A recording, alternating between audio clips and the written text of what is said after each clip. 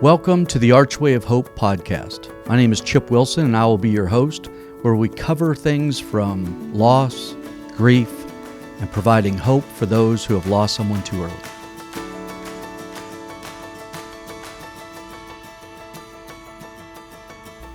Well, I'm excited to have Lorna Herring with us here today. If anybody has been to Archway of Hope website and watched all of our documentaries, the first one on there is Red Herring, and this is Rhett's mom.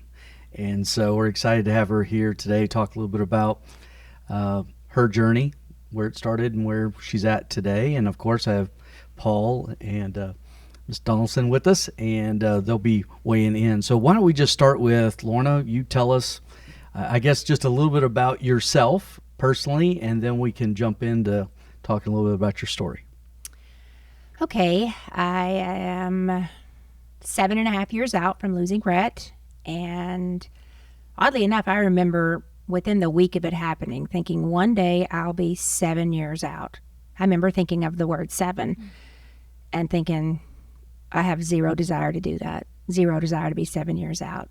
But here I am 7.5 years out, and I'm so thankful that I am here, and I'm so thankful that hope has returned, and so much of the joy of life has returned, and I find things fun. I have great friends. I have ambitions and goals, and all those things I thought maybe would never come back. They've all come back, and they took their place back in my heart, and none of it has pushed Red out. None of it has pushed out that loss, but that loss does not define me like it did every day for 3 years, 5 years. I don't know. So I hear you say that it changes over time. Definitely. Definitely. At first you don't even have the desire to hold on. Like, hold on for what? Hang in there for what? My life's never going to be okay again. I just buried my child. I mean, this beautiful person that I gave birth to, and but that does, no matter how much you think it won't, that terrible pain subsides. The loss doesn't, but we rarely talk about Red and cry anymore. We talk about Red and we laugh. We talk about Red and we remember. We talk about Red and what he would be doing now, and we know we're going to see him again, and I don't know. I know I hit rock bottom at the end of 5 years. I made it till 3. I don't know what happened, but at 5, it was like I really have to deal with this. I had not gone to therapy, and I did go to therapy at 5 years, and I guess I was just able to put things back in this broken heart of mine in a better place. And Rhett's always going to be in there, and there's a shattered part in there, but so much has filled around that shattered place. So much hope and love and excitement for the future. I have 2 other kids. I can't wait to be a grandma. I can't wait for them to get married. I love the things they do. I'm crazy about my husband. Just all the things that people said if I could hold on. The promises that tomorrow will be better. If you don't want to hear that right now, I am okay with that. Just don't close your heart to that, because it is such a better way to live. So much better than just broken all the time. Do you remember the first time you felt like, okay, it might be okay after Rhett's passing? You know, it's a gradual thing. You find yourself laughing, and then you no, I really don't remember the time. I just know it happens. It didn't happen to me until I got a really good therapist, and I hashed things out, and I could say things to a third party who had no dog in the hunt. You didn't have to try to protect your other 2 children and your husband and your own thoughts. You could just vomit. Here is this brokenness. Help me do something with it.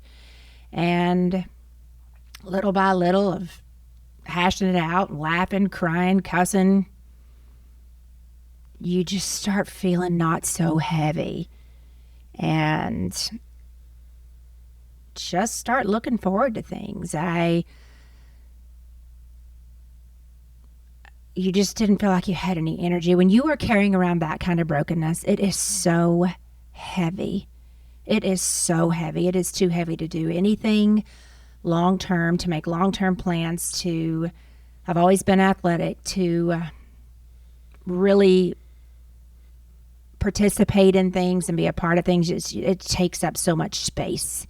And Rhett still takes up a big space in my heart, but it's a beautiful space. And I ran a marathon last month. I'm running a half marathon Sunday.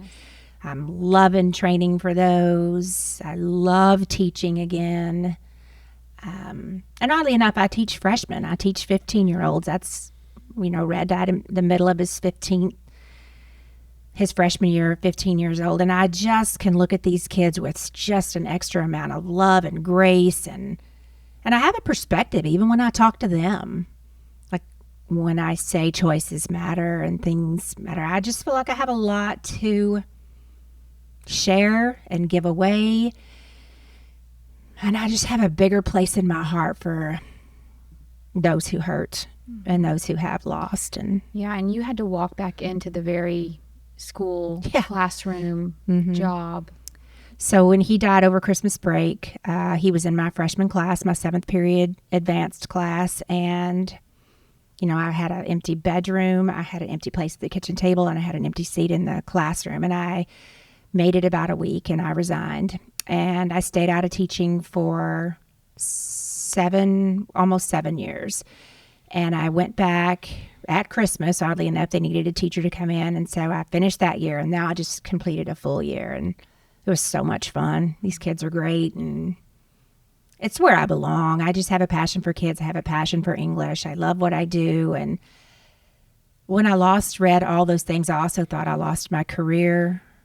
And I can hear my boy saying, Mom, get back in there and teach. My word, you're going to be with me forever. There's some kids there now that need you. And it's just a whole different dynamic when you finally get past the raw, opened wound.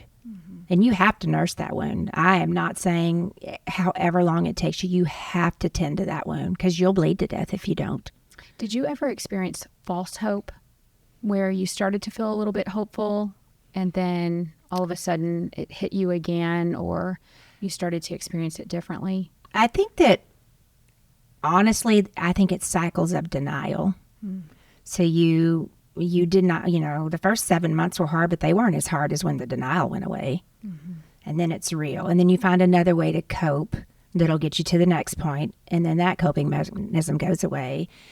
And so then you're on a crutch, and then the crutch goes away, but you still have a walking boot. It's at every stage you have to drop something off, find something else to hold on to, and it'll take you as far as it can. And I'm finally to the point, I don't think I'm holding on to anything that's going to go away.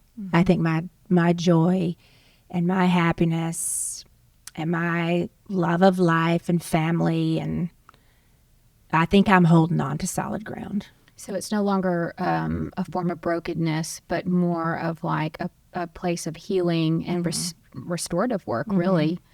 And a place of awe and reverence. There's a place in my heart that totally belongs to Rhett, and it will belong to Rhett Jet until the day I slide into heaven and give him a hug.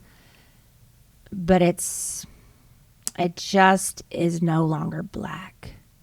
It's no longer so broken that it overshadows everything else. You can't even see the next moment at that point. No, but I can now. Do you remember feeling any guilt in the early stages? Like, man, I feel guilty that I caught myself laughing or crying or... I've heard a lot of parents say that, and I am cool with that if that's where they were. I had this epiphany early on, almost a voice that said, I am not going to feel bad or guilty for my bad days, the days that I can't quit crying, the days that I don't want to get up, and I am not going to feel guilty for my good days. And I really did not do that. I let myself laugh if I was having a good day, and I let myself cry if I was having a bad day, and I did not put those kind of That's one thing I might have done right. I did not put those kind of things on myself, but I get why you would. How can you be laughing here if you've lost something that's so important? But that's one of the things that somehow or another I did right. Yeah. I would want to know, if I was listening from you, what are some of the things that really worked for you to process some of this? I know that you're a writer. And, some of those things that you were able to pull from that are just part of who you are, and you were able to use them to the greater good of, healing process. I do like words. I could write words. I could tell my story. That was one of the biggest frustrations for me in the first couple years. I would have people say things to me like, I've lost my grandmother. I even had one lady say, oh, I know how you feel. Our dog got run over yesterday. And you can get angry about those. I'm not saying that I never did, but people will offer you the best they have. And if that's their best piece of grief they've ever gone through, they're giving it to you. They're giving you that piece of their heart. But what was the actual question again? Well, that's funny. The actual question, and that was a great, way of giving us information. But I do want to know some of the things that you were able to just pull from that are already part of your everyday normalcy that you were able to kind of lean into during that time and enhance it towards reparative work. I've always tried to focus on kindness, talking about kindness with the kids I teach now. Rhett was kind. He was able to love on all people.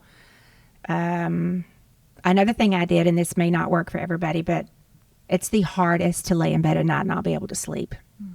It is really the hardest. And so I started doing this thing where I'd pray through the alphabet. And it sounds crazy, but I would just pick something. Like if it was Rhett and he was gone, I would start with the A, and I would just help me adapt to this new situation, God. And help me to bring hope in. Or if it's one of my kids that is here, I would just start and go through. And it could be even just a student. It could just be anything. And I would just go through the alphabet, and I'd kind of laugh when I'd get to X. You'd have to be creative, like help me to be extra kind today. But a lot of times it just was a way to connect with God when I didn't know what to say to God. Mm-hmm. But one word was okay, and it got me thinking and processing and looking at hopeful things or better things than the doom and the gloom of this horrific loss. So that was something, and I still do. I've done it twice this week. One night this week, it wasn't over it. I just was having trouble sleeping, and we just started with my alphabet game, and Orion, my oldest son, was the culprit this time, and I just prayed right through the alphabet, and just kind of changes your heart, gets you to focus on something else, engages your mind and your heart and your spirit, and you've just got to find things to do that don't, and it's okay to sit in grief. It really is okay. I would never tell someone to rush it. I don't think I'd be where I am right now had I not taken the steps that I took. But when you are ready, it is okay to add in things that aren't daunting. How did it feel when you would think that by the old standards of grief, that you had passed through denial and now you're on your way to being angry, and then you're going to leave there and none of that was linear to me. It's not at all. And so what was that experience the most like? devastating of all of it? The most devastating was year one. The actual December the 28th the next year. I remember thinking, if I can just make it through this year, if I can make it through my first Valentine's without him, and my first Easter, and my first Thanksgiving, and his birthday, and if then the day, if I can just make it past the day that we lost him. And that was devastating, because on the day that we lost him, I woke up and I'm bawling, and I remember a year ago, and I haven't seen him in 365 days, and I don't know what I thought was going to happen, but there is no miracle. You don't wake up and think, I did it. What you realize is, I got to do this every year for the rest of my life. That was daunting. So don't put so much hope in the fact that when you get past the first year. I don't live like that now. What I live like now is I have today. Mm-hmm.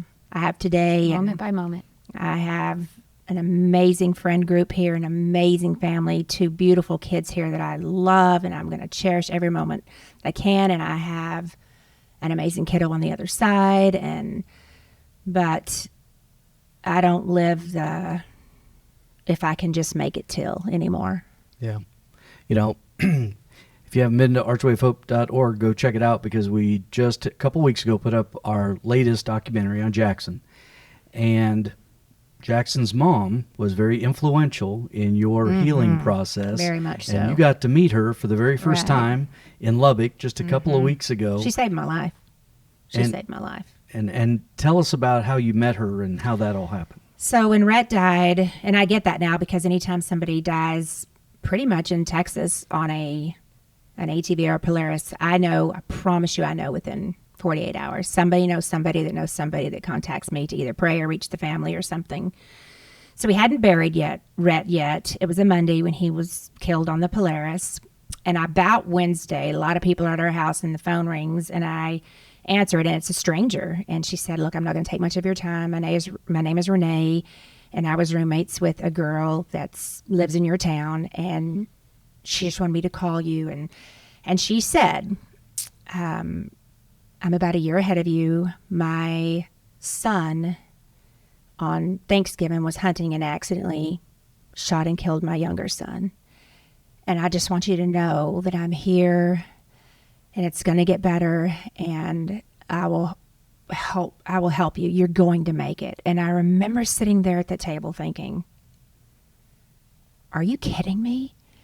If you have to live through that, because my other son wasn't involved. I didn't have to try to keep Ryan in one piece and not have Ryan feel so guilty. It was just this power in her statement and the power of her story used for hope to me.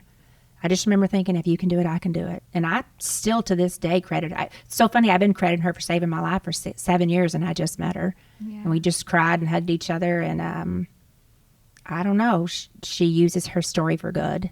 And God has blessed their brokenness and allowed her to speak life into people that there was no life in me at that point. And so I didn't talk to her probably for another 2 weeks. I called her back maybe 2 to 3 weeks after Rhett died.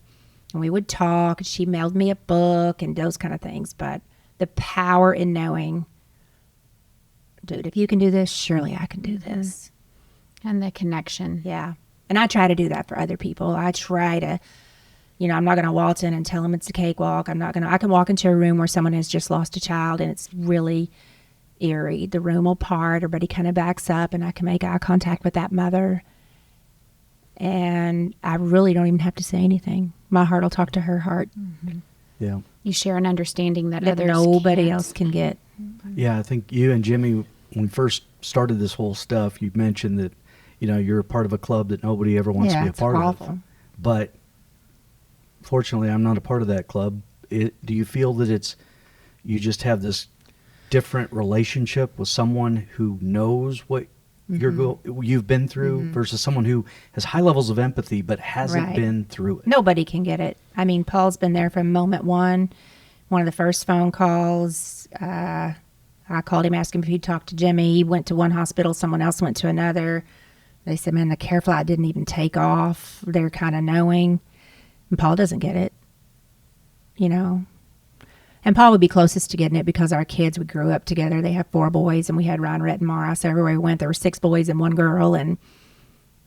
But until you close your door at night and your house is down 1 heartbeat, you just can't get it. And there's strength in seeing someone else that has done that.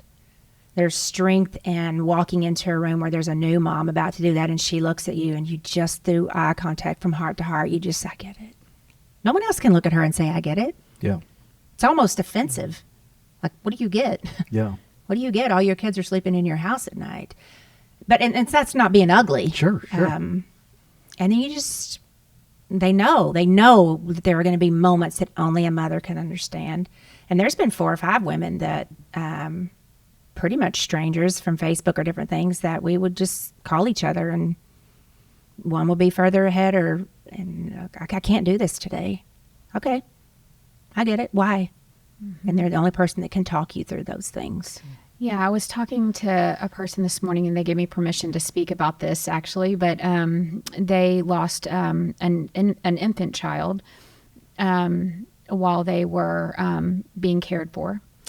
And that doesn't end easily, right? Because it's years and years of legal things and whatnot that comes with that. So it's like you never get that closure. And you're still fighting for a life that's not even here anymore, to honor them. And then they ended up losing a partner after that, unexpectedly again. And I just was wondering, from their perspective, why go another day? Like, how do you do that?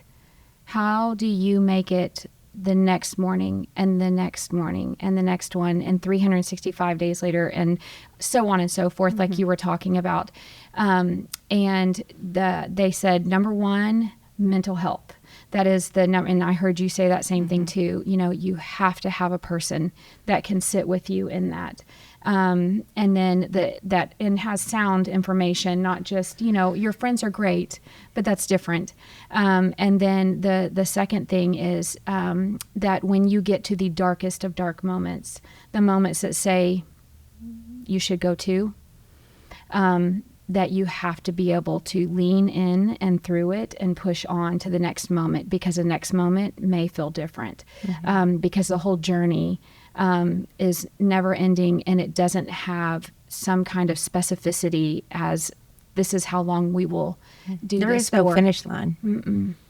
And so one more day and one more day, but it also can change because an hour later, you can have a special visit with somebody like you were just discussing, something that you never could have seen coming your way that gave you hope for another minute or another day or another year, or something important that you're supposed to do, as your own journey through this and with others, and that connection. And so anyways, I just thought it was interesting because everything as you were talking are very similar to what this person was talking about too, and about how important it is to keep talking about it. And when you fear that person will be forgotten, you talk more, and you meet up with those friends and family members and the people that really know and remember your child or your special someone, that Yeah, with our group, I will say that we are never going to forget. Not our family. Ryan, Rhett, Mara, and Jimmy and I. We talk about Rhett at every corner. We laugh. They rag on him like he's there. You know what Rhett would be doing, and I get all defensive like the mom. And but our other friends that are so close and that were there. Again, we couldn't have done what we did without our friends either. It's always something about Rhett. It's always something about Rhett Jed, and we love that.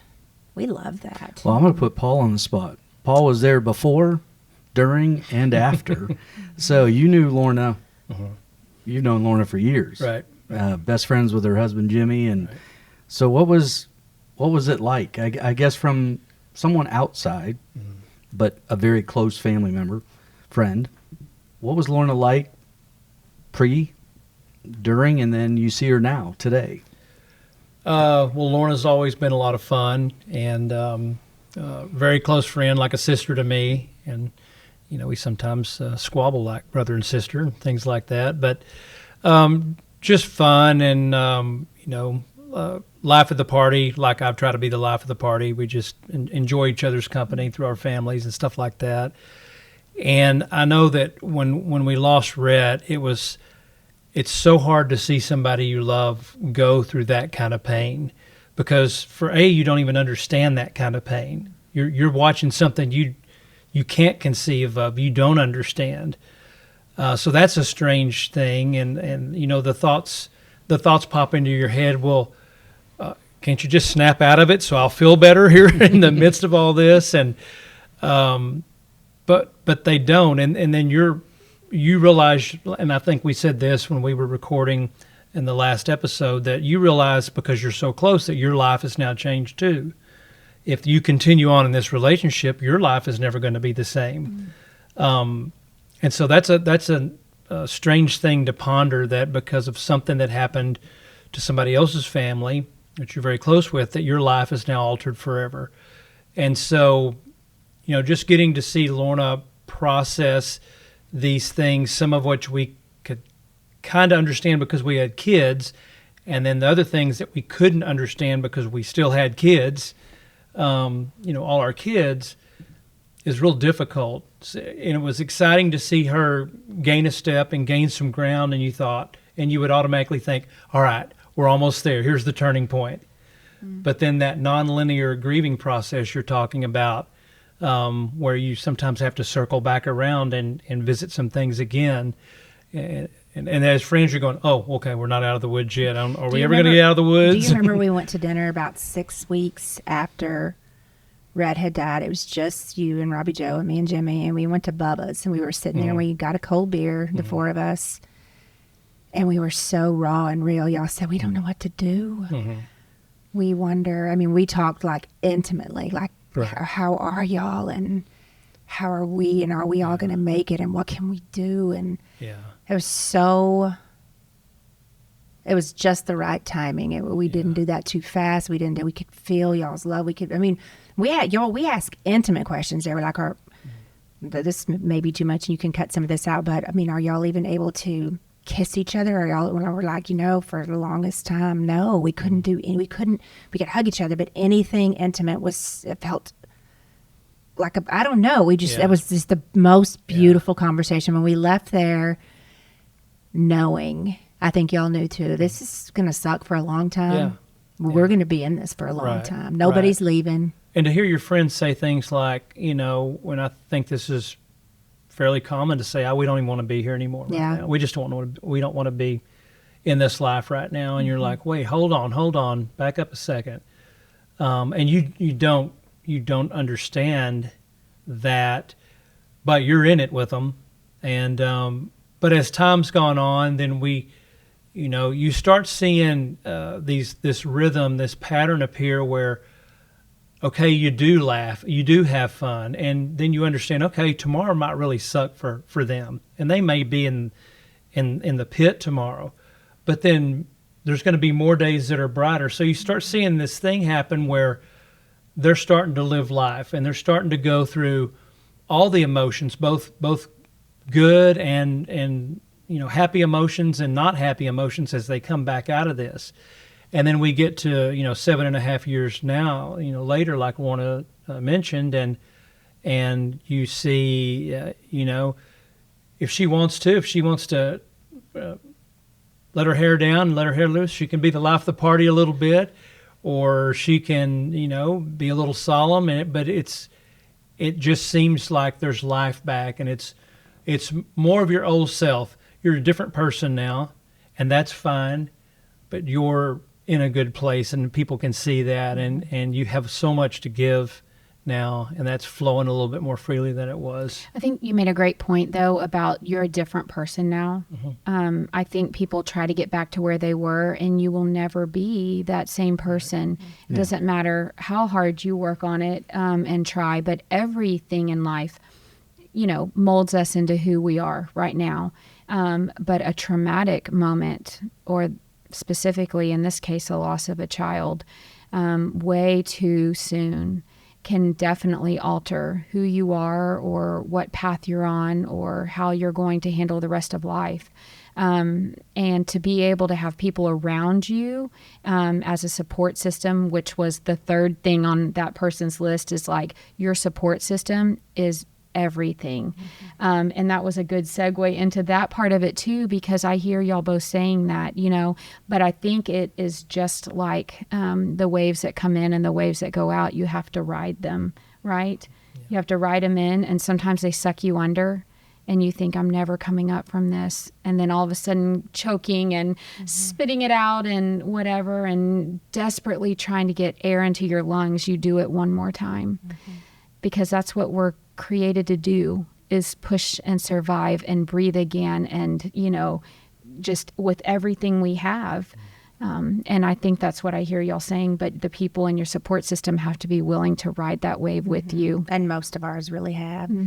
Here's a good example. You'll get it as a mom. So you remember when the very first time that you got pregnant and you were so excited, and you weren't really showing yet, but you could work it into any conversation. You could be in line at Walmart and you could work it into any conversation to let people know that you're pregnant because you're so excited. And then it showed and people knew, but you could still talk about it. After losing Rhett, I could not have a conversation with anybody unless they knew. Like I would work Rhett's death into every conversation too. Like you don't know how many times you're asked, how many children do you have? Where are your kids? What are your kids doing? How many children do you have? And you felt you would just work it into a conversation just like you did when you were pregnant. And now it's a little more sacred. I will realize I've been on a whole vacation, or I've, went into this teacher meeting and we talked about all these things and there were all these people there, and I didn't need to bring it up. But sometimes other people bring it up, and that's always great, but I don't have to work that into every conversation anymore. It's more organic if it comes up. It's organic if it comes up, but it's not this desperate need for everyone to know. I just felt like everybody had to know. You had to, if you're talking to me, you have to know this. You have to know why I'm so broken. And now it's a little more sacred. I'm not scared to have a conversation with somebody, especially if it's a needed conversation because they have that same loss. But I don't have to offer it on a platter to everybody anymore. Mm-hmm.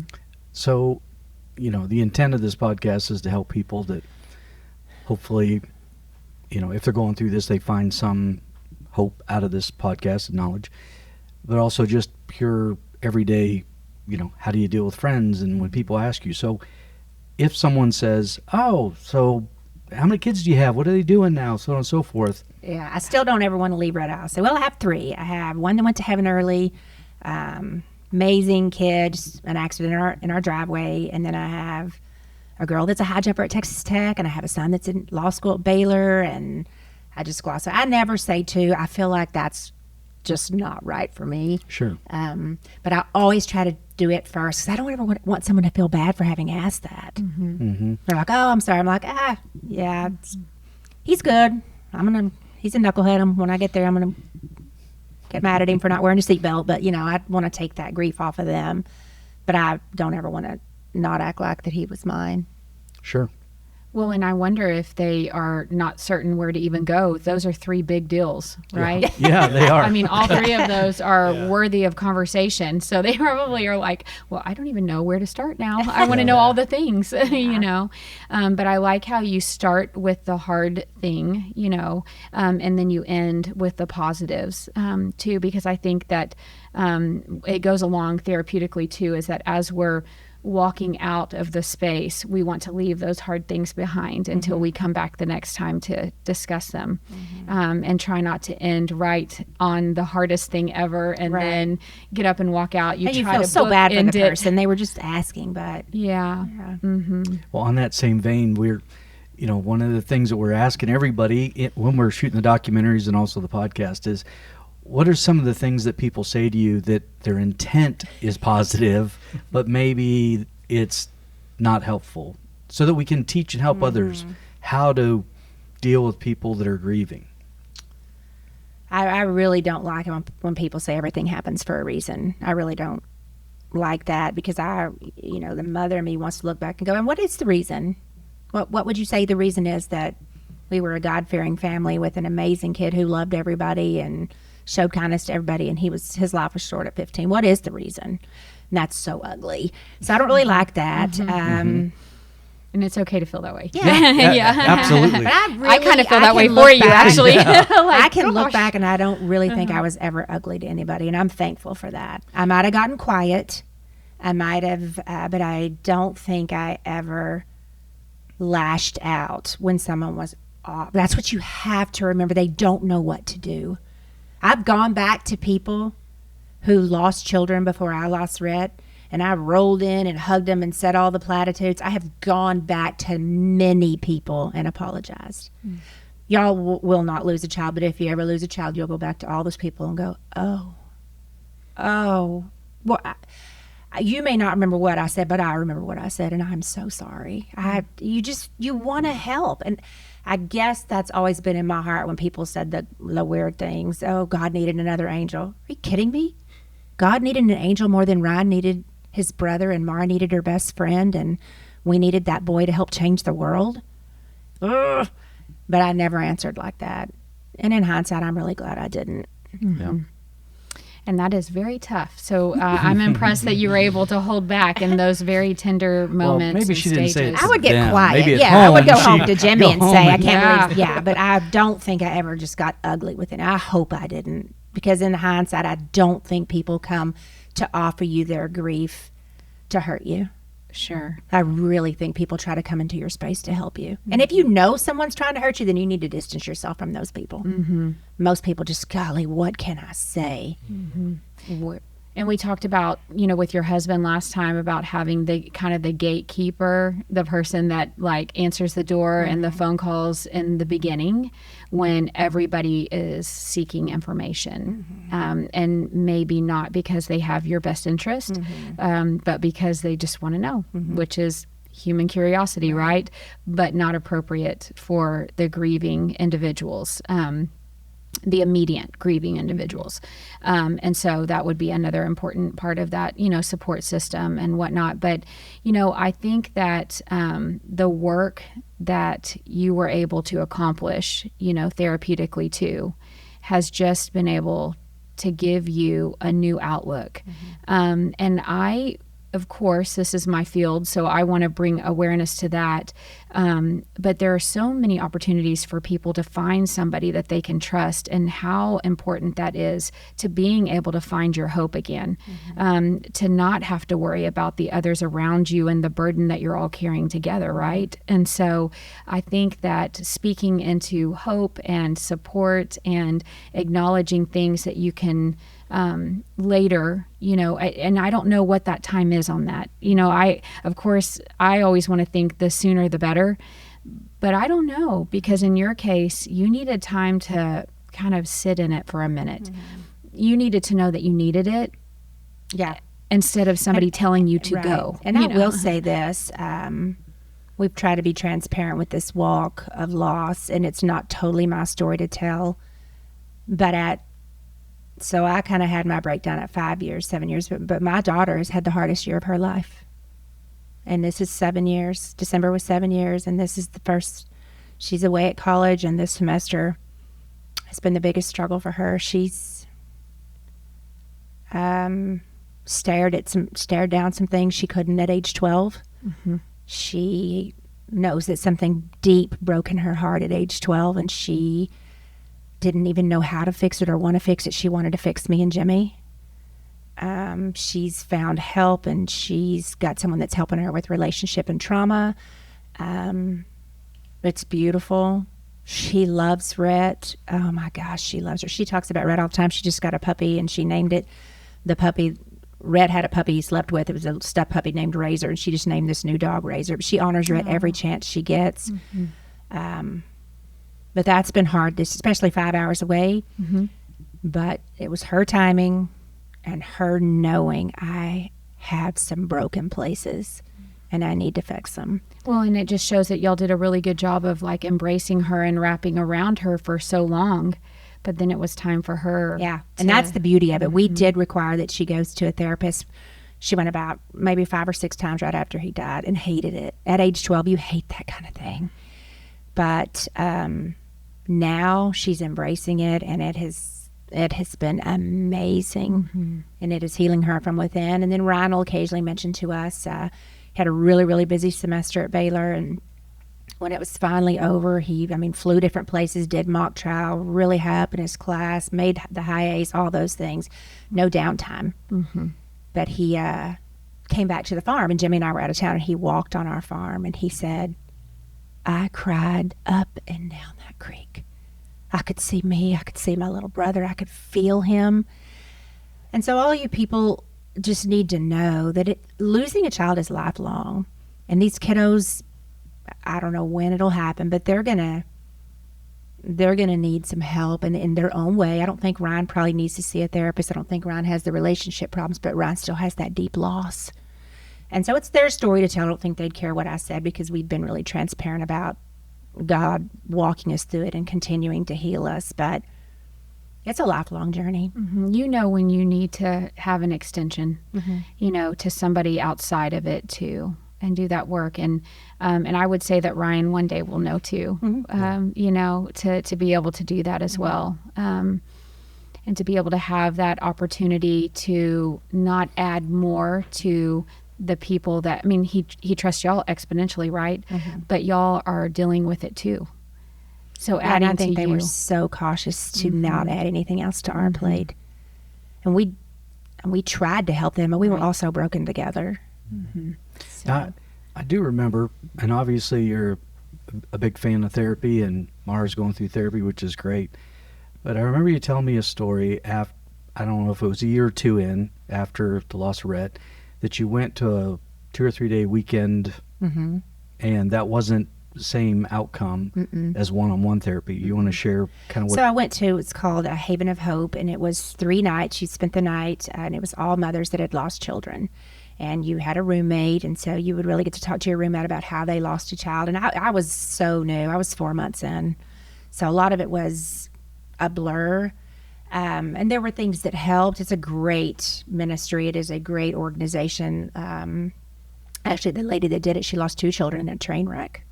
But I wasn't ready to. It was helpful, yes. And I think it was helpful for those women that were further along.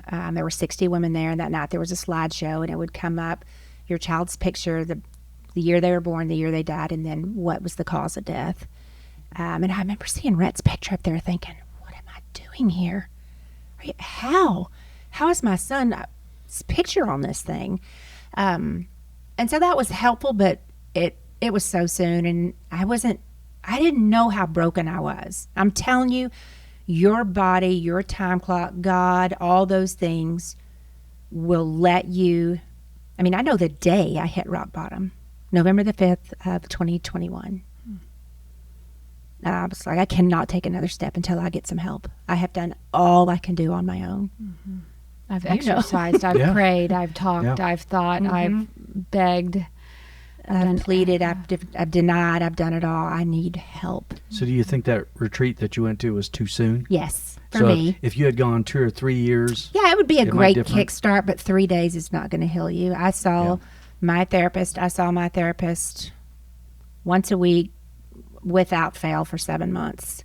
Told the whole story, talked about it, talked about all the repercussions, the pieces that fit together, about getting the opportunity to go back in the classroom, afraid of that opportunity.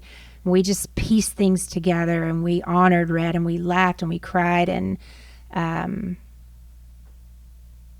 mean, we just searched every pocket, every piece of shard that was in my heart. And I just don't think 3 days, it's great. And if you're already in therapy, that's great to meet other people like that. But to me, whenever you're like where my daughter is right now, she knew a one-time fix wasn't going to, she's probably on week 8 of, you know, I don't know, a lot more, all semesters. So maybe week 10 or 12 of once a week, and just finding hope and putting her 12-year-old broken heart back together.